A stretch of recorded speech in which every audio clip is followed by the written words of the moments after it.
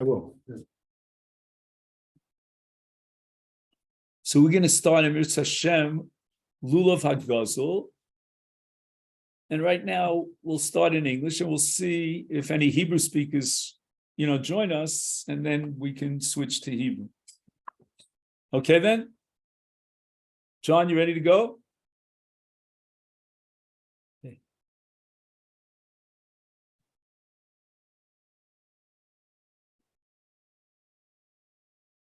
So the Mishnah begins in the third Perek on Daf Chav Tes Amud Beis with the Lula and the laws of the Lula. Now, the first question I wanted to raise here is based on the pasuk itself, because the pasuk obligates us in 4 minim, correct? There's the lulav, and then there's the aravos, the adasim, and finally the esra. And the truth is that, generally speaking, the rule of thumb is that Rabbi Yehuda Nasi, when he writes the Mishnah, he follows the pattern of the Torah itself. Like, for example, the Gemara at the beginning of Shas points out that Rebbe starts with Kriyat Shema Shel Arvis because the pasuk starts with Ubeshalbecha and then goes on to Ubekumecha, which means the Torah starts with the night Kriyat Shema until it moves over to the day Kriyat Shema. So we have a definite pattern in which the Mishnah will, shall we say, reflect the image of the Torah and follow that lead. And Chazal explain that that is very, very important, because one shouldn't think that there's what we call in Hebrew a netek, that separates between Torah Shebechsav and Torah Shebal Peh. So Chazal look in every way possible to connect Torah Shebechsav, the written Torah, with Torah Shebal Peh. And one of the ways they do that is by formulating the language of the Mishnah to reflect like a mirror image of the language of the Torah. However, what I'll ask you to do is, if you don't mind, open up a Chumash, Vayikra. I'll give you Chumash. No, this is it. At the bottom of it. Here we have. Here's one. Yeah, there's a big cross. Two cross. Here, if gentlemen, you could take these. We have also, because we're going to be referring to the psukim, quite regularly. So you want to open up here to Vayikra Perek Chav Gimel, which we read just yesterday, and we're going to look at pasuk Mem. So that's 23:40, right? Mm-hmm. And what does the pasuk say? Ulekachtem lachem. You have it? almost. Okay, we'll wait another minute. Yeah. So, because this is going to be important for us.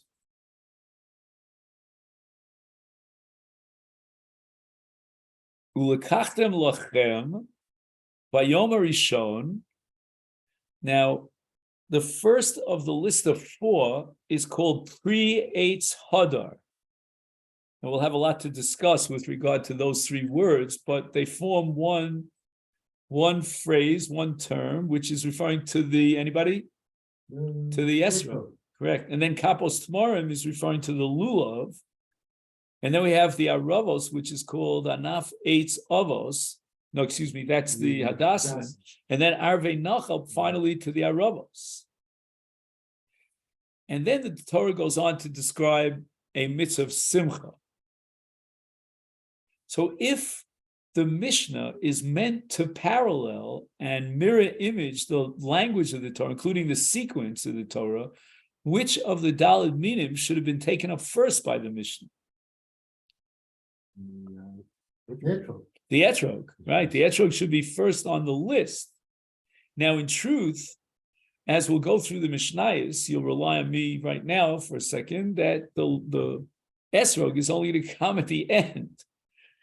The Mishnah is going to first start a discussion of the Lulav, then it's going to go on to a discussion of the Adasim and the Aravos, until finally, at the end, it's going to come back to the Esrog. And that's strange that instead of starting with the esrog the way the Torah did, the Mishnah starts with the lulav. And why is that? And this is something that occupies the minds of the commentaries on the Mishnah, and that begins with the Tosas Yontif, the Tosas of Kiveger, and the Pnei Yeshua picks up on. A lot of the Achronim are very interested in this question: why does the Mishnah start with lulav? Anybody could think of some special halacha or expression of the significance of the lulav in the context of the Daled Minim? Yeah, make the bracha. Excellent. We make the bracha on the lulav. Asher kitshanu v'tzolsa v'tzivanu al netilas lulav. So that itself seems to give a special status to the lulav. And one was wondering, why does the lulav have a status? You know, if you would ask me to pick my favorite of the four, I would have picked the esrog probably. Right. I know in Ushpizin, I don't know if you saw, he spent 1,000 shekel on an esrog. Okay, I'm not saying he had to spend all that money, but yeah, everybody likes a nice esrog. Well, you didn't see Ushpizin, I guess. So anyway, there's a very famous movie, you know, that Ushpizin, yeah, he buys an esrog for 1,000 shekel when 1,000 shekel was worth a lot of money. But nevertheless, we make the bracha on the lulav. And the fact that we make the bracha on the lulav seems to indicate that the lulav has a special status. As well as the etrog also has a special status. Of course, it's first in the posuk. Correct. So we have to balance between the two. Which gets precedence? So we could suggest, as one possibility, that lulav trumps esrog, because lulav really is the ikar of the form minim haraya. The proof is in the fact that we make the bracha on the lulav, al netilas lulav. But I think that's incorrect. And I'll tell you why. The word lulav has two meanings in Allah. It's a single min of 4 minim, and it also represents 3 minim. Why? Because we have a halacha called agad. Right? Are you familiar with that, Dov? Agad, Aleph Gimel Dalid, not the name of the bus company, which is also Aleph Gimel Dalid, but rather that we bind together. That's called an aguda. The hadassim and the aravos are bound together with the lulav. And we'll see later on that the Gemara says that the reason why we make a bracha on the lulav, al netilas lulav, is because the lulav includes 3 out of 4 of the minim.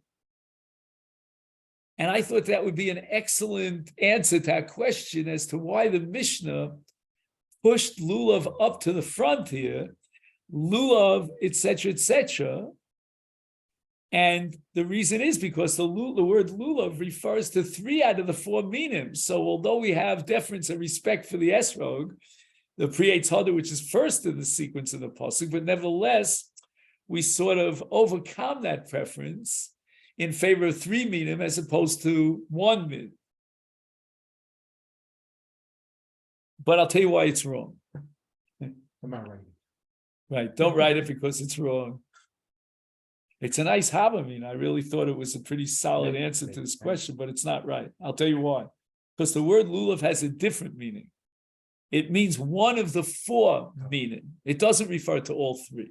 Sometimes the word lulav refers to 3 out of 4. For example, if you take a look on Daf Lamed Aleph Amid Beis for a second, again, we're not up to that yet, but just to sort of fast forward, Lamed Aleph Amid Beis, 31b,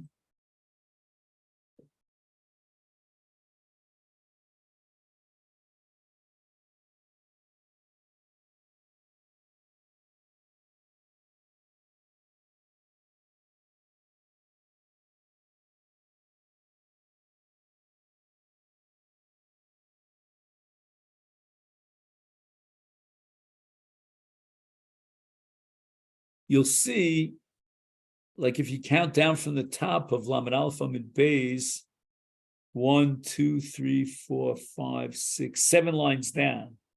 The Amar Rabbi Yehuda, you see that? Mm-hmm. And it says Lulav Sarich. What's the next word? Eged or Agad.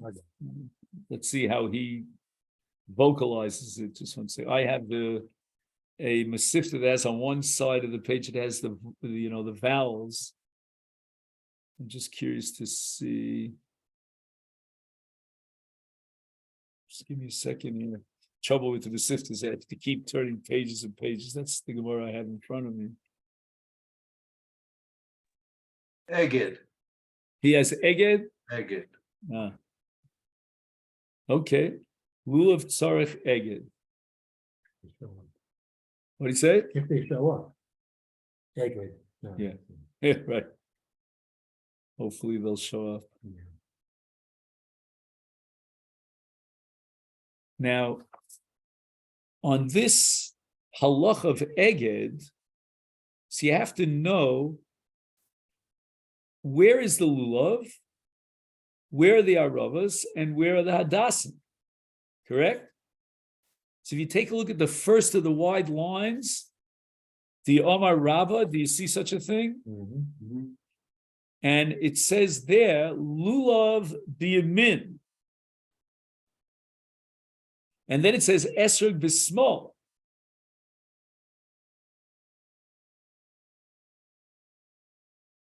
Okay, now what does lulav biyamin mean?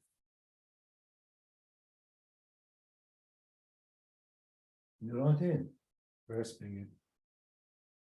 No, actually, lulav biyamin means that the lulav itself should be in the right hand, correct? Like you said, though. And the esrog should be taken up in the left hand. Correct? Where? Now, what does the word lulav mean in this context? One could argue that it refers to all three minim, correct? Mm-hmm. And they're all on the right side relative to the esrog. Are you with me on that? Mm-hmm. So that the word lulav here on Daf Lamed Aleph Amud Beis, lulav biyamin, could mean all three minim. That makes a lot of sense, does it not? Because otherwise, the statement of Rabbah should have related to the Aravos and Hadassim. Like, where are they supposed to be? No, it's obvious then. Right. I mean, they all tied together. Correct. So So wherever the lulav goes, the others go. exactly. So lulav biyamin is referring not just to the lulav per se, but also to the Hadassim and the Aravos, which are shlosha minim agudim v'yachad. And that's called the lulav. And that would support our answer that maybe the word lulav in our Mishnah refers to 3 out of the 4 minim, and that's why lulav is taken up first. Hello, anybody home? Gentlemen, are you following me? Yeah? So again, since we have a precedent on Daf Lamed Aleph Amud Beis that lulav biyamin is a reference to 3 out of the 4 minim, and we apply that to the word lulav here in our Mishnah, then we understand maybe perhaps why Rebbe gave precedence to the lulav over the esrog, because the esrog represents 1 out of the 4, whereas the lulav represents 3 out of the 4. But I still think this is wrong. Why? Because if you take a look on Lamed Beis, again, we're just flying a little bit ahead of ourselves, and you'll see that about 2/3 down the page on Lamed Beis, 32b, you'll see the Mishnah, and it says Hadas, etc., etc. We're on Lamed Beis, you'll see a Mishnah on the bottom, and that refers to the Hadas. Now, if you fast forward to the Lamed Gimel Lamed Beis, then it refers to the Arava. So what does the word lulav mean in our Mishnah? You follow me? in the second Mishnah, the same dinim of HaGazul and Yavesh, which we'll speak about in Mirz Hashem. This is Rashi, the first Rashi. Wait. I'm trying to lead up to the first Rashi, but yeah, It's basically the same you want to word. give me two more It's the minutes. same word, obviously. Not only, yeah, Same word. The same, but not only is it the same wording, but they're what does that indicate They're about the separate. word lulav in our Mishnah? If the That's word lulav one would thing. refer to all three, to telling me that HaGazul No, is one. possible and Yavesh is possible, Shalashera is possible, etc., then there would be no need for the second and the third Mishnayos. The fact that the second Mishnah, and it refers to Hadas, to tell me the same dinim that apply to lulav in the first Mishnah of the Perek, apply to Hadas in the second Mishnah, and in the third Mishnah, Arava, the same dinim apply to Arava, then by definition, what does the word lulav mean in our Mishnah? Exactly, it means the lulav and only the lulav.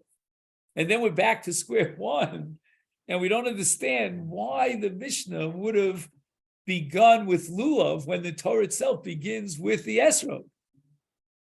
So we had a very good chance, a shot, as we say in basketball, at giving an answer to this question, that the word lulav here refers, as it does on Lamed Aleph on the base, lulav miyamin, which means he grabs the lulav together with the hadas and the arovas on his right hand.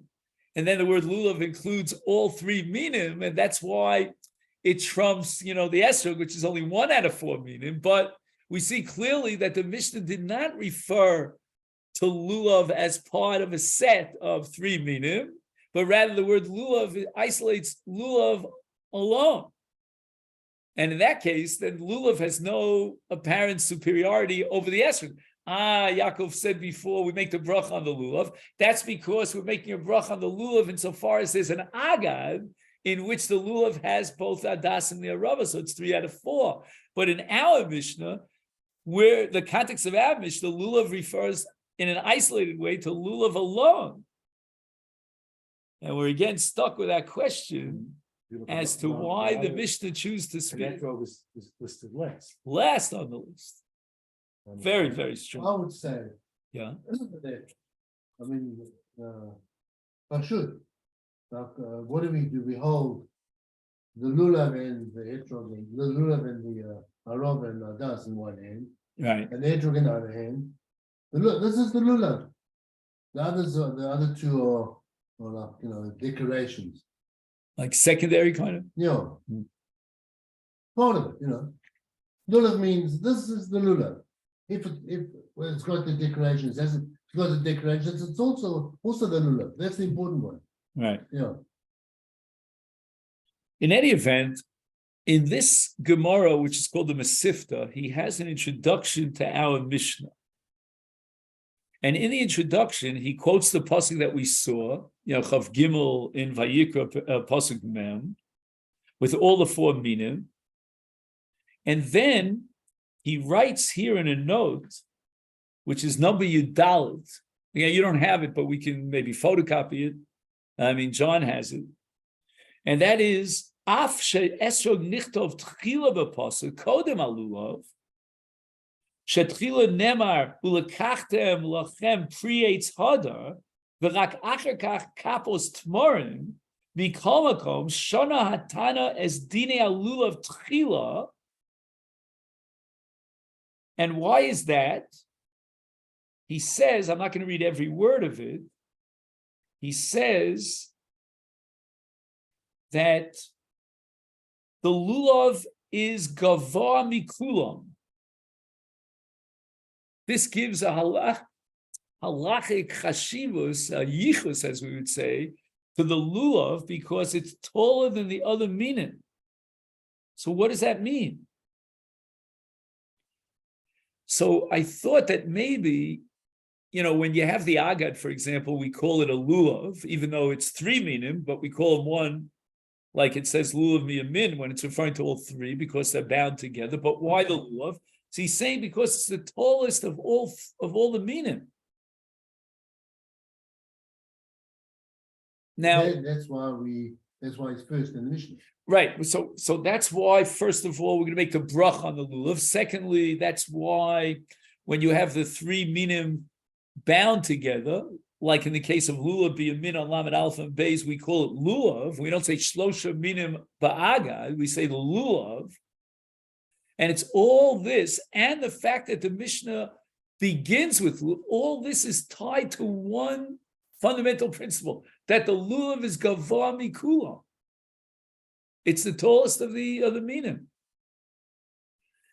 So in my mind, I'm not such a tall guy, maybe that's why I would say with this, but it didn't seem to me that there's so much significance to the lulav, the brachas on the lulav, and all the agad is on the lulav, and on top of that, we start the Perek with lulav, is all because the lulav is tall. I like height, if you watch basketball, American basketball, the tall guys, those are the guys that get the ball in the thing. But why should that have any halachic significance?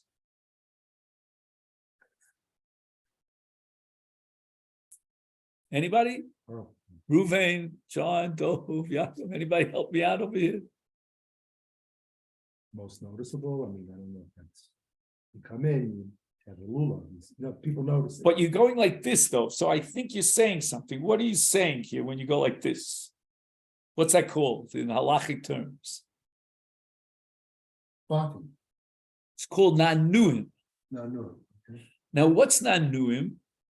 So we're going to see later on that when you shake the daled minim, the lulav has to be at least one tefach higher in order to achieve nanuim. So let's say, for example, the adasim and the aravos are 3 tefachim in height.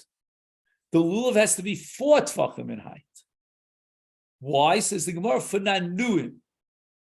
So the complete mitzvah of ulakachtem lachem in its perfect ideal state is with nanuim. Again, I don't want to jump ahead of ourselves. We're going to have a whole plugta of machlokas whether nanuim should be done immediately when he takes the lulav, or he should wait till Hallel, and then nanuim is part of Hallel. But we see one thing, and my Rebbe Rav Soloveitchik, I didn't hear any shiurim from him on this Perek, but I used to attend his shiurim before Yontif. Every Yontif, Rav Soloveitchik used to talk a little bit about the Yontif. And very often, he would point out that the mitzvah of lulav has another dimension to it. It's not just like any mitzvah, like achilas matzah or hearing the shofar. So we just shake the lulav and take it. But lulav has an additional unique dimension of hallel. Otherwise, he used to argue, how could we shake the lulav in the middle of hallel? Would anyone think that in the middle of hallel I could eat matzah? Or in the middle of hallel I could hear the shofar? It's a foreign element.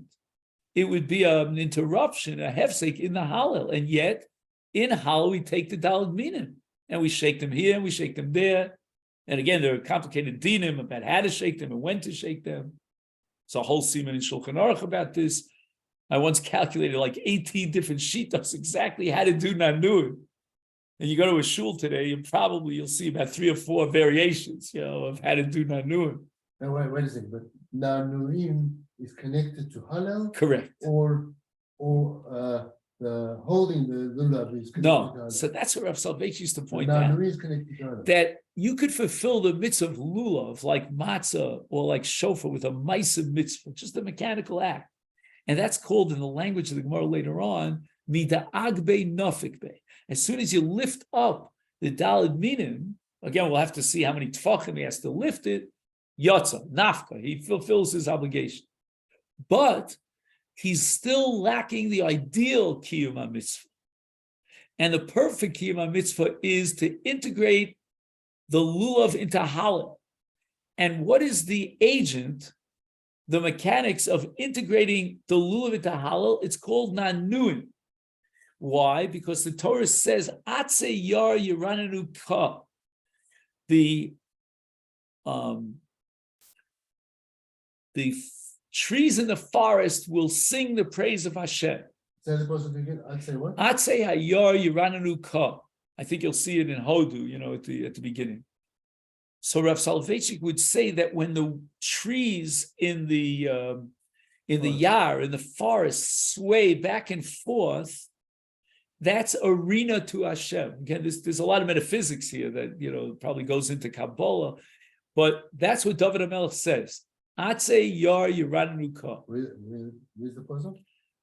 I don't remember right now which kapitel it's in. I'd say what? Atze yar yiradnu ka. And the Gemara is going to quote that pasuk in the context of Nanuim. And Nanuim is primarily in the Lulav. Why? First of all, I proved that from the fact that the Lulav has to be one tefach higher for Nanuim. But furthermore, I prove it from the pasuk, because the pasuk says Atze hayar, right? And Atze hayar has a specific relationship to the Lulav.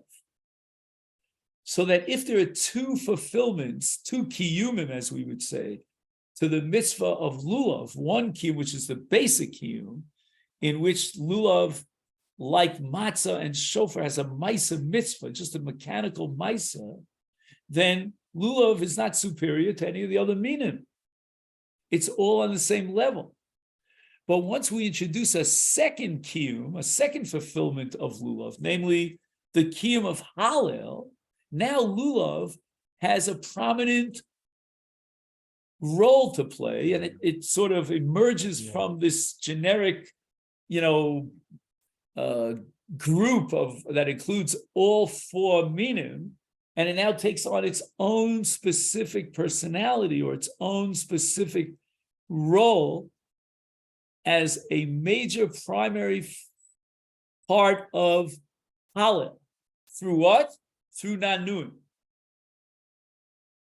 So that's perhaps, again, this is just, I'm speaking based on what I heard from my Rebbe, but I'm going a step further, and I don't know, I can't promise you if he would smile or he would be upset with me, I don't know. That if Lulav plays a major role in Hallel, that's what the Mefarshim mean when they say it's Gavah Mikulam. And I asked you the question, okay, are we playing basketball here? I had to throw the ball to the guy who's 6'9", he's 3 meters high, he's above the. So who cares if the lulav is taller than the other meaning? But I think in the light of what I heard from Rav Soloveitchik in those shiurim before Yontif, namely that there's an additional kiyum that's unique to lulav. What is that? Hallel, right? Right? That during Hallel, we take the lulav, and why? Because we're now being Mahal Hashem, not just with our verbal declaration, not just what we call Dibur Peh, but also through the Atze Hayar. We link up somehow to the Yeranenu Ka of the Atze Hayar. And the Atze Hayar, primarily, although it refers to all four minim, specifically and primarily to the lulav. And that's the Atze Hayar. And that's why the lulav has to be one tefach taller than the adas and the aravos for the purpose of nanu. This is Atze Yar, doesn't say lulav. Right, but Atze Yar is referring to the lulav. How do I know that? And we'll see later on, the Gemara is going to establish based on the Mishnah that you need a fourth tefach for the lulav. And if he doesn't have a 4 tefach high lulav, he's not yotzi the mitzvah of lulav. And why? The Gemara says because he needs the 4 tefach for nanuim. And the question is, well, okay, very nice. Nanuim is a nice, shall we say, embellishment to the mitzvah, but it's not the essential mitzvah. The Gemara says, "Mida agbe nofik." But again, these are all Gemaras that I'm mentioning in advance. I don't want to give you all my shiurim on the first day. Then I'll have nothing to talk about. Nanuim is that extra tefach. Correct. And when you shake the daled minim, you see the lulav. Why? Because the lulav towers above the other minim. And that's why the lulav must have, it's absolutely critical, a 4th tefach.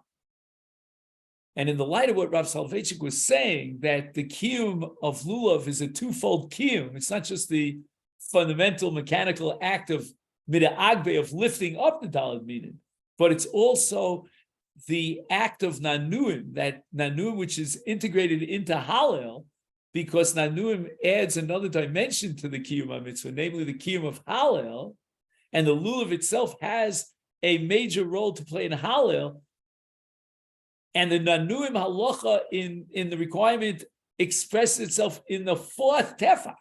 which is only true for the lulav. It's not true for the other minim. The lulav has to tower above the other minim, one tefach for the purpose of nanuim. And why? Because nanuim is a kiyum of halal. And we now answer the question, how can we take the lulav in the middle of halal? Would anybody dream of integrating shofar in the middle of halal, or matzah in the middle of halal, or any other mitzvah? Let's say I want to recite kiddush in the middle of halal, it would be a hefsek. So why am I shaking the lulav in the middle of halal? The answer is that the nanuim clinches that kiyum of halal, and dafka through the lulav. What do I mean dafka through? How's it connected, the nanuim to the halal?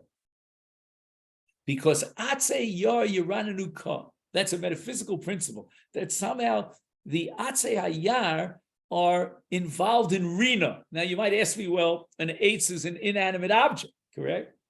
So what we're interpreting is that when a human being, specifically a Ben Yisrael, takes the atzei hayar, with that atzei hayar, he could be yiranenu ka. It's a rina. It's a halal. It's extolling the Almighty. And how? Through nanuim. And that's why the nanuim is integrated into the halal. Otherwise, lulav would be a foreign element. It would be an interruption and a hefsek in the middle of halal.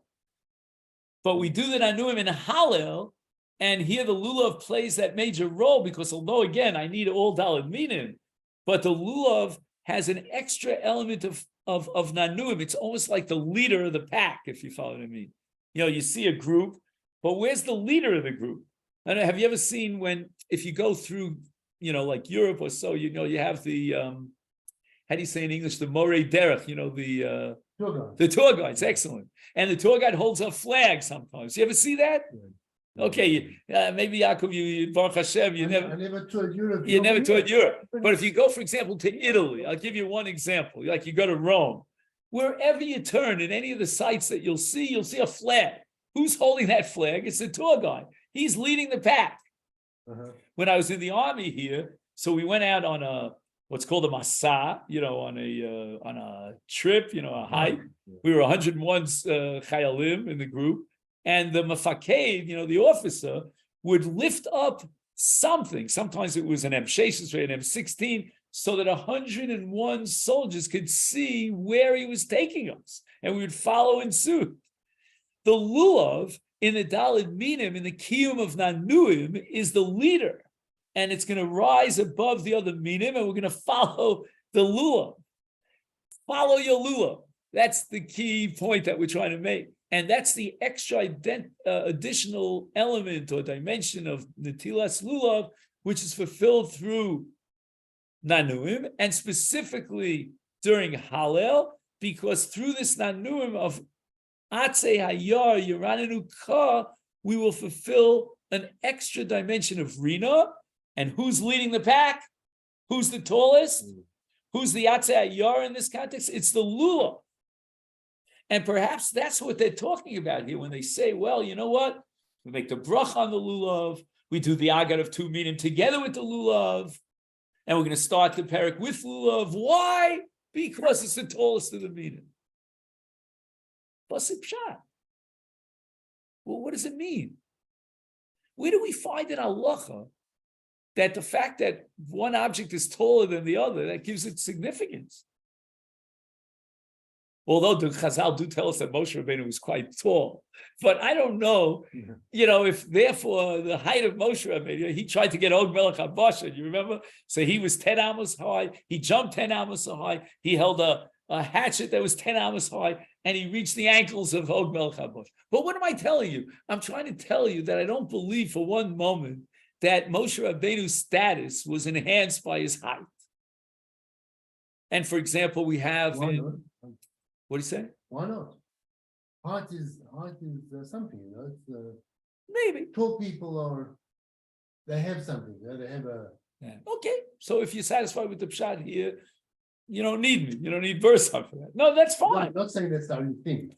I'm just saying it's the language here he's quoting a whole school of thought here is that the reason why we make the bracha on the lulav and the reason why the lulav is the subject of the agad of two other minim, and the reason why the Perek is started in lulav, he says, because lakach chashavu mikulam. Why is it more chashav than the other words? Shehu hagava mikulam. I wasn't happy with that.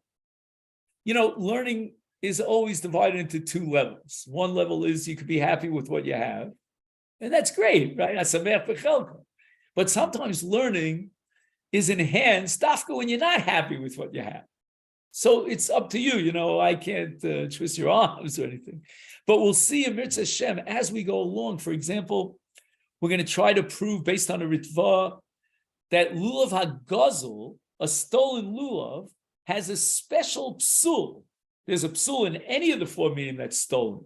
But there are repercussions with regard to lulav that don't apply to the other meaning because the lulav was stolen. And the ritva quotes the pasuk, Atze hayar yirananu ka. So once again, we see that you want to take a lulav for a mitzvah and you stole the lulav, and this mitzvah is meant to be yirananu ka, that there's an element of shevach v'odaya when you take the lulav, and again, we said it was specifically on nuim, and the ritva says that generates a new psul of mitzvah ba ba'aver with regard to lulav. That doesn't apply to the other meaning.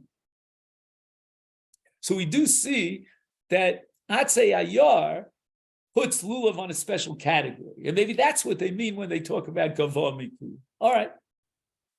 Think about it. And Go back and ask yourself and why the Torah put petrol first. correct. Nowhere. Excellent. Dov is asking a brilliant question. At the end of the day, after we spend so much time trying to figure out why lulav has a special status in terms of the bracha, in terms of the agad, we see it here that the Mishnah chose to begin with lulav, and we push the esrog to the back of the to the back seat, and yet the Torah chose to write esrog first. That's those kash. Gewaldige kash. I don't have an answer to that question. What else? I wanted to point out something else here. He says that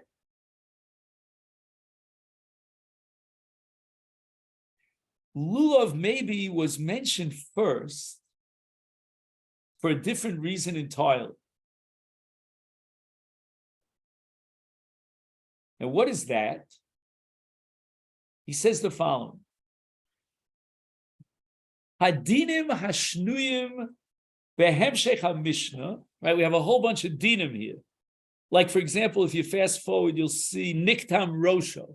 If the top of the lulav was cut off, or nifritzu olav, which means that the various leaves of the lulav was separated one from the other, the lulav is possible. He says the following. He says, the reason why all these psulim, all these disqualifications apply to a lulav is because, listen carefully, ein bahem hadar.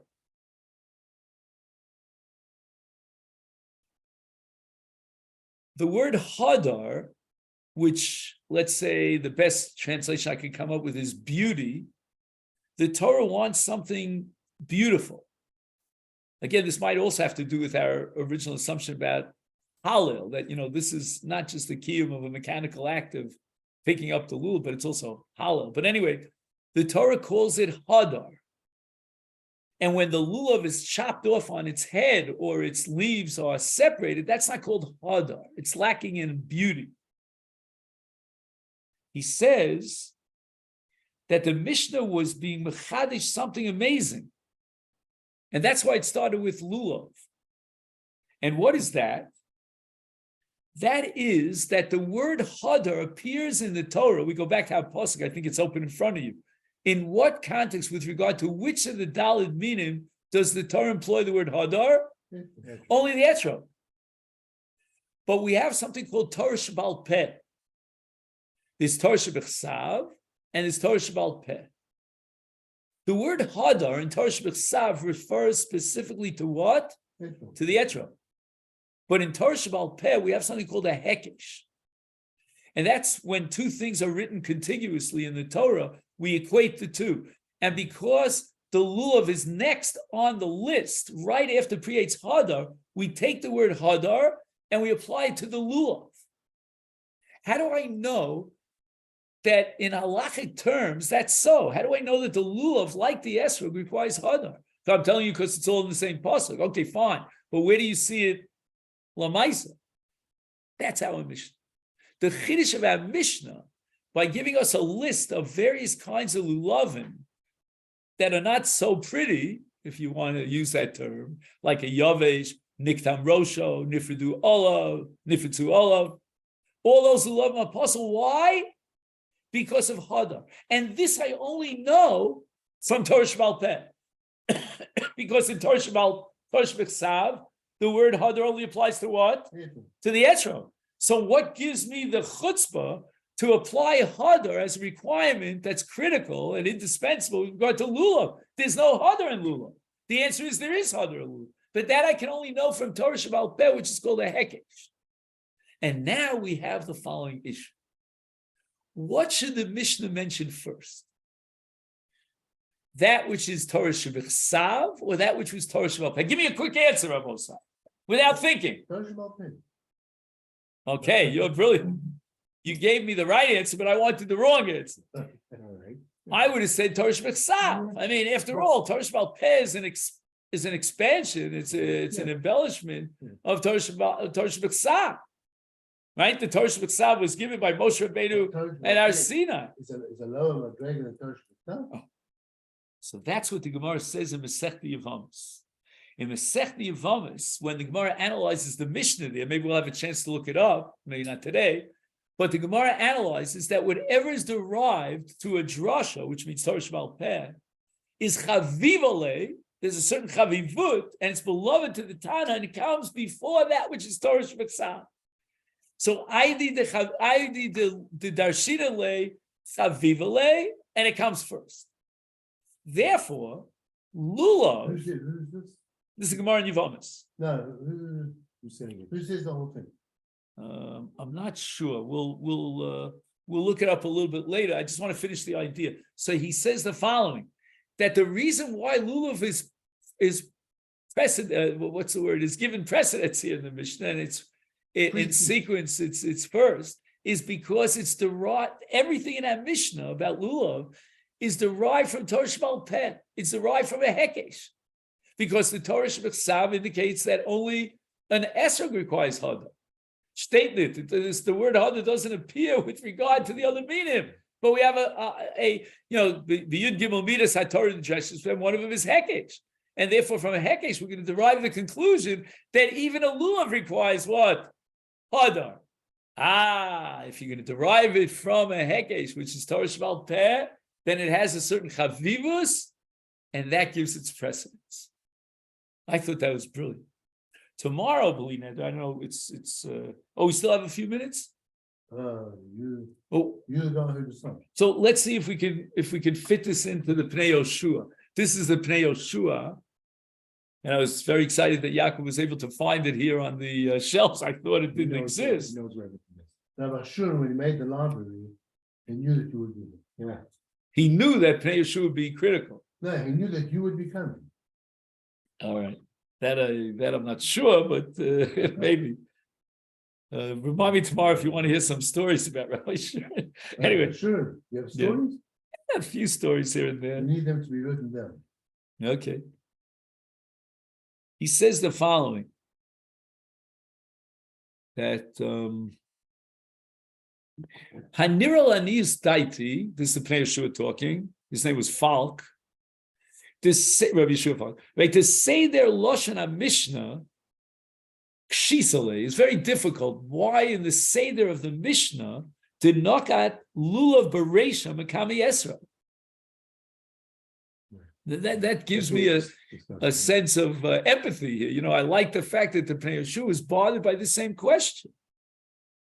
The Esrog Pasach Bayakasav Tchila. The Torah opens up with Esrog. And he says the following. Yesh Lomar, Svara de Gazul lo mifsal el b'chai gavna. Oh, okay, 1 second. That's his second answer. I just want to find his first answer. I skipped a little bit. He says,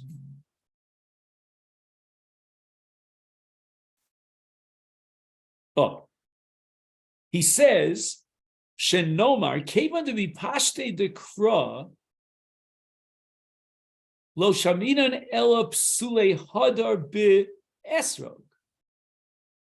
He says that it would seem that from Pashtus to Kra, what does that mean, Pashtus to Kra? That means Torah Shebechsav. That's his language for Torah Shebechsav is Pashtus to Kra. And he says it would indicate that only an esrog requires hadar. He says, Mishum hachi akdume lulav. He starts with lulav, bekame esrog, before the esrog, kidamrina bereish parakama de biyavamas, ubekama dufti b'shas, to call midi di asya midrasha chavivole, v'shayach lakdume. He says that the sulim of lulav mentioned, delineated in our Mishnah, are based on Torah Shebal Peh, on a drasha. Not on Torah Shebechsav, because Torah Shebechsav seems to indicate that which is hadar, only the esrog is hadar. And he says we have a chavivus to dafka. It's like counterintuitive. I thought that pashtus we should start with Torah Shebechsav. He's saying no. This is what he brought in Bukhari. This is the what the Masifta brought is based on this line in the Pnei Yoshua.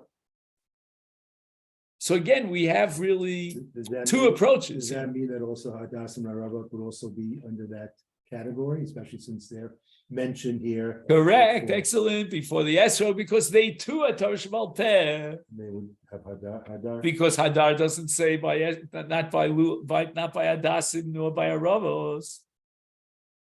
And then we have now two approaches. One is that lulav is the tallest of the minim, and therefore it starts in the Mishnah.